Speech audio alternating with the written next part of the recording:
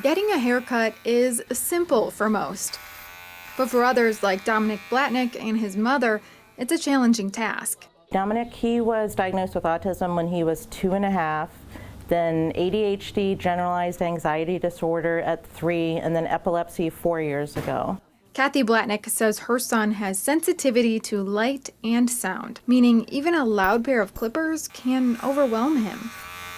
He's had 10 seizures because of different, changes in his routine or going, just anything that's really loud kind of makes him kind of shut down and not cooperate. After years of at-home haircuts, Kathy says it's a place like H&M Clubhouse she's been longing for. I'm gonna put a washcloth on your forehead, okay? Owner Kelsey Simpson says she opened the salon after realizing how scary haircuts can be for children. Some stylists just dive right in and start cutting, whereas I try to introduce them to the clipper.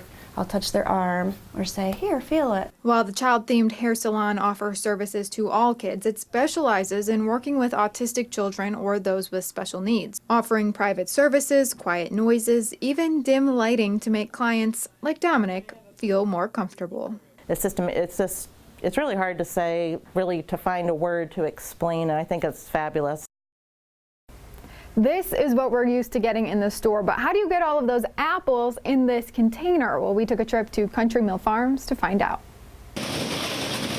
One by one, apples are picked and thousands end up here on a giant conveyor belt to be turned into another fall treat. We separate them by size, so we use the smaller apples, which still taste good, they're just not big enough to eat. Then we use those for making cider.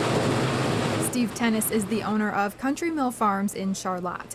Between giving student tours, he's also creating gallons of apple cider 2 or 3 times a week. We take the small apples, we chop them up, and we literally squeeze them at about 80 pounds of pressure per square inch. Tennis says a cloth creates a barrier for seeds, only allowing liquid to pass through. And literally the cider comes right out of the chopped apples. That cider then heads upstairs for UV light treatment to kill harmful bacteria that may be present. It's stored at temperatures around 30 degrees until ready to be bottled. The leftovers, Tennis says, will go to the animals. And the hardest part, the cleanup. Just like at home when you make a big meal, then you got to clean up. And so that's at the end of the day. That usually takes about 3 hours, regardless of how long you press cider for. We also learned it takes about 40 seconds for this apple to turn into this. Can you believe it? Here for you, Veronica Gabriel, 6 News. Guys ready? Yeah, oh my God.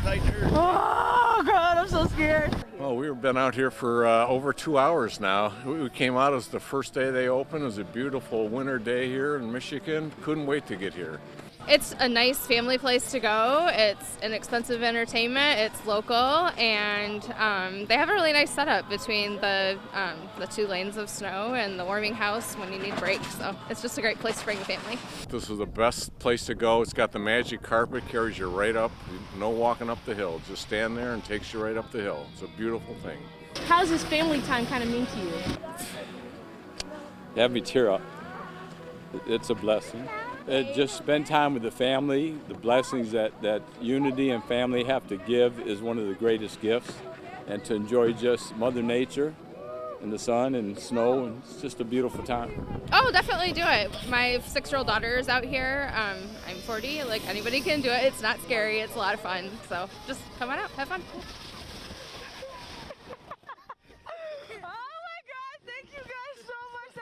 These birds are almost 4 weeks old, so they're not very old, but falcons grow very, very quickly, and within another week or 2, they're going to be up, jumping around, and pretty soon they'll be flying around. So the birds got 2 bands today. One is a normal U.S. Fish and Wildlife band. It's a silver band. It cannot be read from a distance, so that's a band that will only recover if something happens to the bird and it ends up dead. The other band is a color band, which is specific to our state. Some of these birds might end up in Michigan, some might end up in Canada. We don't know, but as long as they're banded and that band is identifiable, we'll be able to see where they end up. It's great to be able to appreciate some of the small things in life that people take for granted, whether you're in recovery, not in recovery, struggle with an addiction, or don't struggle with an addiction. You know, it's the small things in life that, you know, people tend to overlook that I'm not overlooking anymore, and it makes everything well worth it. It's fun to do. I know there's a lot of hip hop fans in here. Oh! Hey, hold on, we kind of